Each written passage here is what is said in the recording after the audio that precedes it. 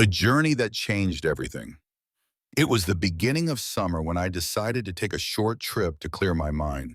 School had just ended, and I felt exhausted after weeks of exams, assignments, and group projects.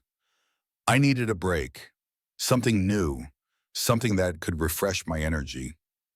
After thinking for several days, I chose to visit a small coastal town called La, a place my parents used to talk about when I was younger. The moment I stepped off the bus, a soft breeze touched my face. The town looked peaceful, almost like it was frozen in a quiet dream. Colorful houses lined the streets, and friendly shop owners waved at me as I walked by. I checked into a small guest house run by an elderly couple who treated me like their own grandchild. They told me stories about the town's history, its storms, its celebrations, and its hidden places that only locals knew. That night, I walked along the beach. The sky was painted with thousands of stars, and the sound of waves made me feel calm. For the first time in months, I felt like I could breathe freely. I didn't know it yet, but this trip would become one of the most meaningful experiences of my life. The next morning, I woke up early and borrowed a bicycle from the guest house. The couple suggested I visit the old lighthouse at the end of the cliff. "It's the heart of this town," the old man said with a smile. "Many stories began there." The road to the lighthouse was quiet, surrounded by wildflowers and the endless sound of the ocean. When I reached the top of the cliff, I saw the lighthouse standing tall, white and weathered by time. There I met a girl around my age named Elena. She was sketching the ocean in her notebook. We started talking, and surprisingly, the conversation flowed naturally. She told me she lived in Lamera her whole life and dreamed of becoming an artist. I shared that I came to the town seeking peace after a stressful school year. Somehow, even though we were strangers, it felt like we understood each other. Elena showed me her drawing sunsets, waves, people walking along the beach.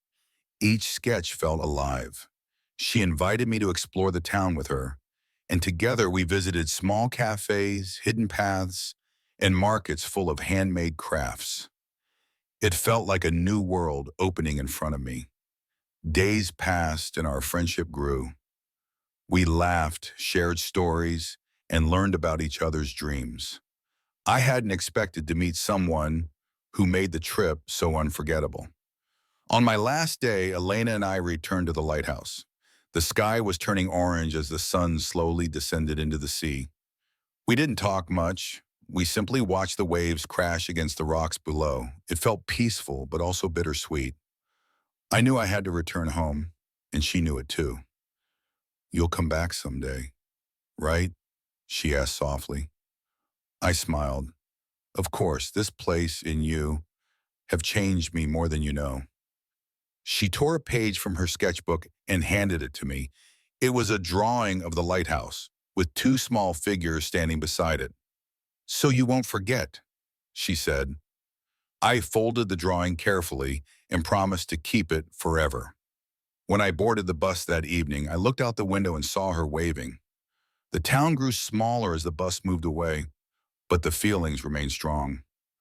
Le Maire had given me more than peace. It had given me a friend, memories, and a new perspective on life. Back home, everything felt different. I was still the same person, but my heart felt lighter. I realized that sometimes even a short journey can change the way we see the world.